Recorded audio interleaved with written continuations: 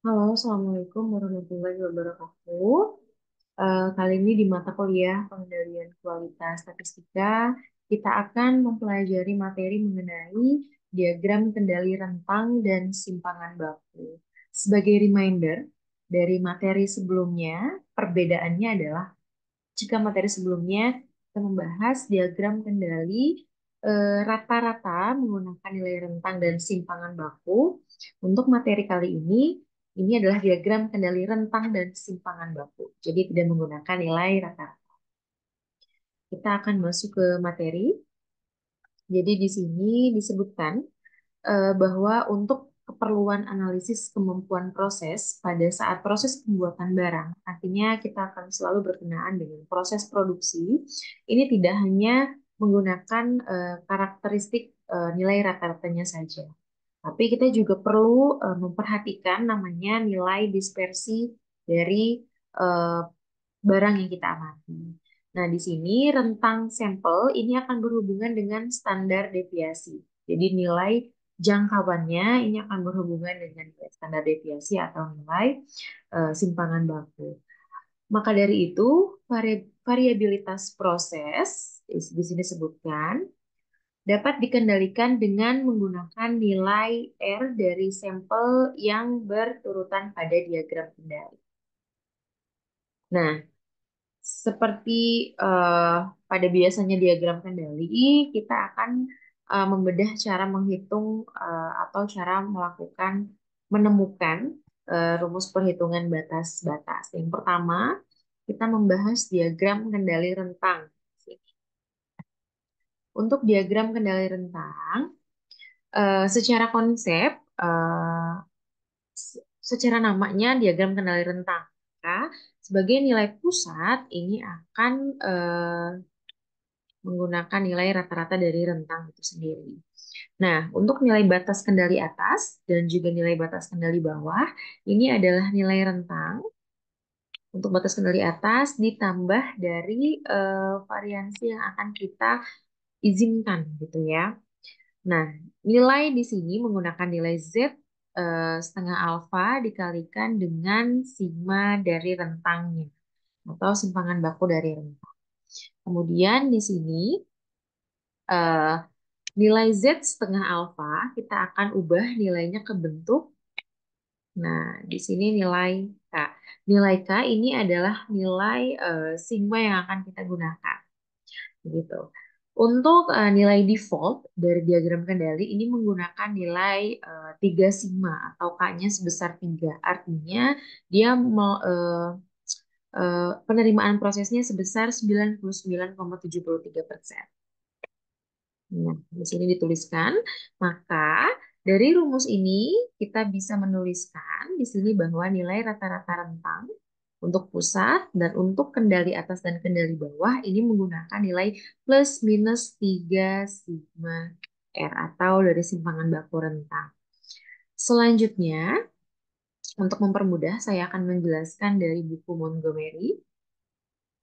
Nah, di sini saya akan jelaskan terlebih dahulu dari konsep rentang dan simpangan baku. Di sini disebutkan bahwa the ran- maaf, the random variable W ini adalah rentang dibagi simpangan baku atau disebut juga dengan relative range. Ya, relative range ini adalah nilai rentang dibagi simpangan baku.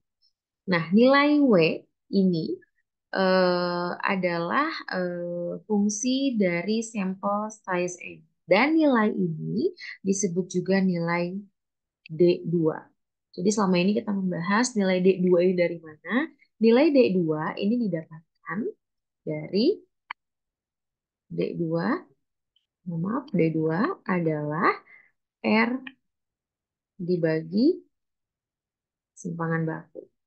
Maka di sini dapat tuliskan juga bahwa nilai simpangan baku didapatkan dari rata-rata rentang dibagi nilai D2.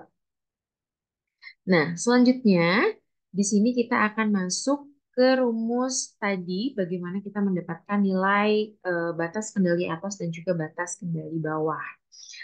Di sini now consider R chart. Artinya kita masuk ke diagram kendali. The center line will be rata-rata dari range-nya, ya. Kemudian to determine the control limits, we need an estimate of sigma R. Assuming that the quality characteristic is normally distributed, maka sigma rata-rata R-nya can be found from the distribution of the relative range. Jadi kita bisa menggunakan rumus relative range untuk nanti menentukan batas kendali atas dan batas kendali bawah. Ingat di sini R, ini rumusnya adalah W kali sigma atau sama saja dengan D2 dikalikan dengan sigma. Kemudian, the standard deviation of R, maka nilai dari standar deviasinya adalah kita sebutkan di sini dengan nilai D3.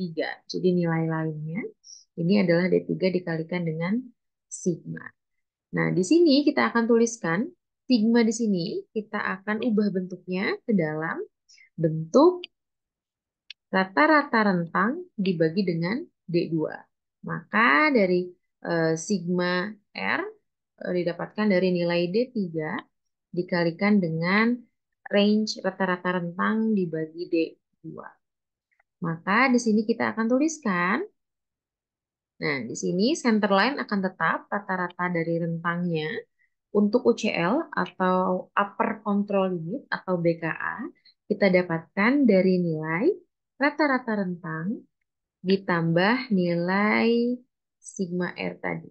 Nah, sigma R didapatkan dari nilai rata-rata rentang ditambah 3 kali sigma R. Sigma R-nya ini bernilai D3 kali rata-rata rentang dibagi D2.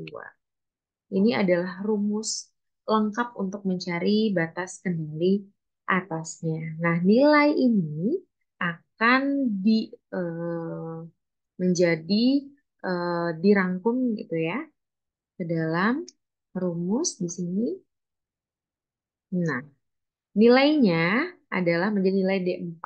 Jadi di sini upper control limit akan menjadi nilai D4 kali R square, sorry, rata-rata rentang, dan uppernya adalah D3 kali R square. Nah, di sini. D3 didapatkan dari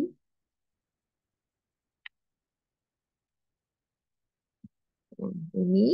Jika kita keluarkan kan berarti nilainya di sini R gitu ya. Kemudian di sini 1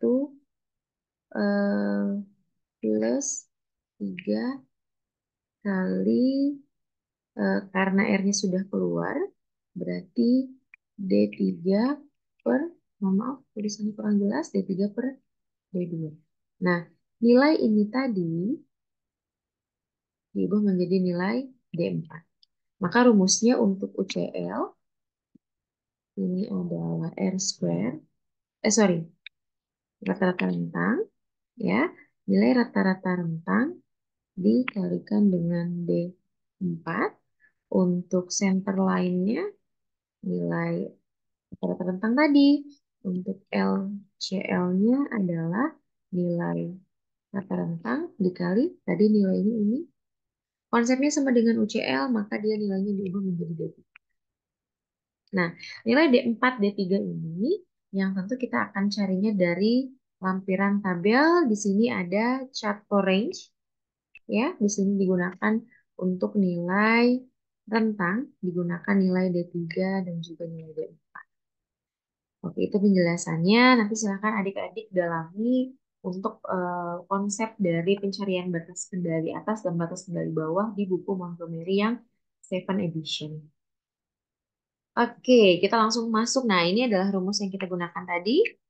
Batas kendali atas, pusat, dan batas kendali bawah. Kita langsung masuk ke contoh kasus.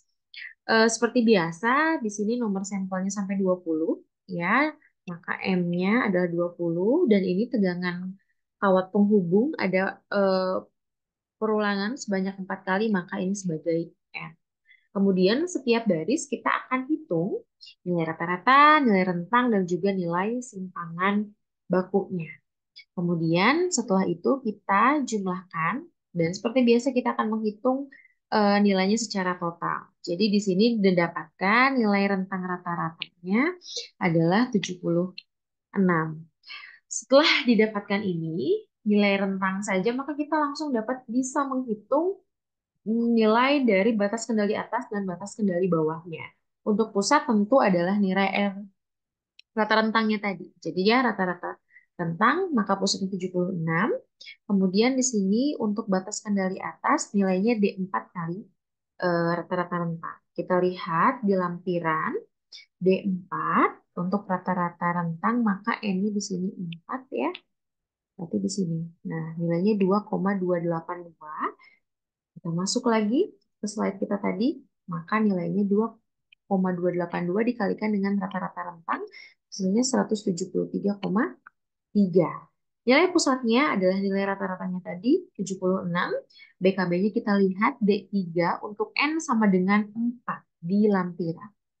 D3 untuk N sama dengan 4 nilainya adalah 0. Maka ya berapapun dikalikan 0 nilainya akan 0.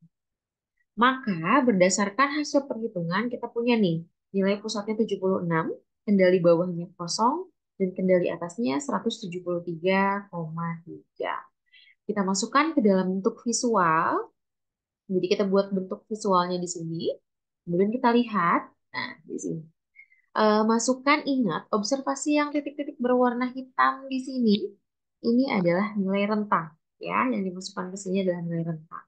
Kita lihat di sini secara proses, apakah dapat dikatakan terkendali? Ingat syaratnya dua. Yang pertama, apakah ada titik yang keluar? Kalau tidak ada titik yang keluar, maka prosesnya sudah terkendali. Kemudian syarat yang kedua, apakah prosesnya sudah menyebar secara acak? Coba dilihat, prosesnya sudah menyebar secara acak ya. Tidak ada titik yang berturut-turut menyebar di salah satu sisi lebih dari 7 titik.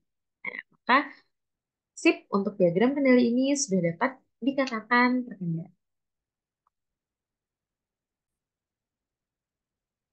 Selanjutnya kita mempelajari diagram kendali simpangan baku. Secara konsep perhitungan batas kendali atas dan batas kendali bawah itu mirip dengan diagram kendali rentang. Dan pusatnya pun menggunakan nilai rata-rata dari simpangan baku. Kali ini saya tidak akan menjelaskan, jadi silahkan adik-adik semua membuka buku Montgomery-nya. Silahkan adik-adik lihat bagaimana proses didapatkan sampai dia eh, mendapatkan nilai batas kendali atasnya. Ini adalah faktor pengali B4 dikalikan dengan nilai rata-rata standar deviasi atau rata-rata simpangan baku. Pusatnya adalah rata-rata simpangan baku itu sendiri. Dan batas kendali bawahnya ini adalah faktor pengali B3 dikalikan dengan nilai simpangan baku.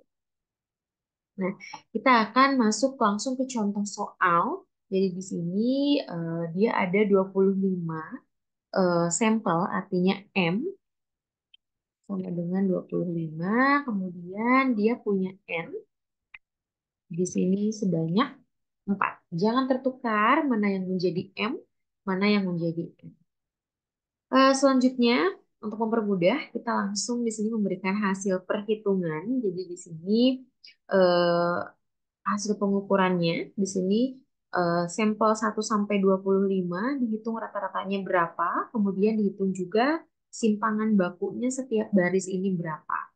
Sebagai nilai akhir, kita akan menentukan rata-rata akhir. Ya, jadi di sini jumlah dari rata-ratanya kemudian dibagi dengan observasinya kita sebanyak 25 didapatkan angka 10,41. Dan rata-rata akhir dari simpangan baku didapatkan nilai 0,03.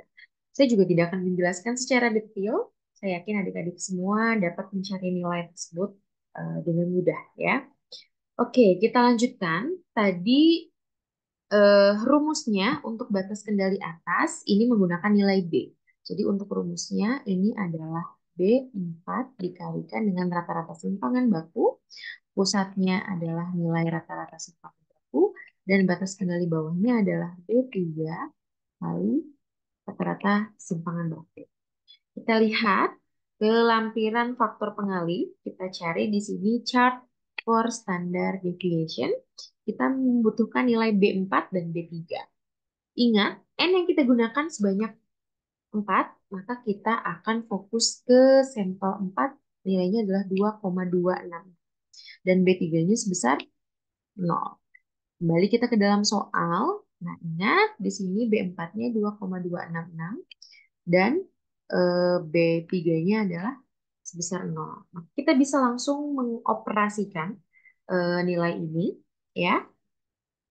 Nah, nilainya nilai ini. Jadi langsung ke rumus yang diagram kendali rentang, maka BKA-nya adalah nilai B4 ya, dikalikan dengan rata-rata persimpangan baku, hasilnya 0,08.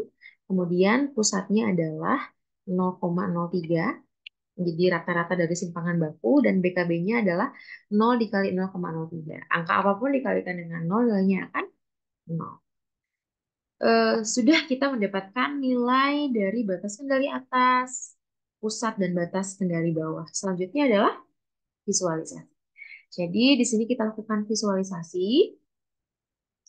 Mohon maaf. Nah, di sini kita fokus ke yang bawah ya. Yang bawah ini adalah diagram kendali menggunakan nilai eh, simpangan baku. Kita lihat di sini, fokus ke yang bawah saja di sini dulu ya. Kita lihat apakah sudah terkendali. Ingat dua syarat utamanya.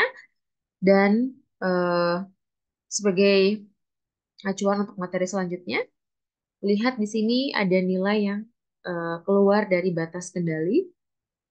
Jika hal ini terjadi, apa yang harus dilakukan? Baik, jadi untuk pertemuan hari ini, materinya cukup sampai di sini. Kita akan lanjutkan bagaimana sih jika salah satu nilainya keluar dari batas kendali di pertemuan pada materi selanjutnya. Selanjutnya, Assalamualaikum warahmatullahi wabarakatuh.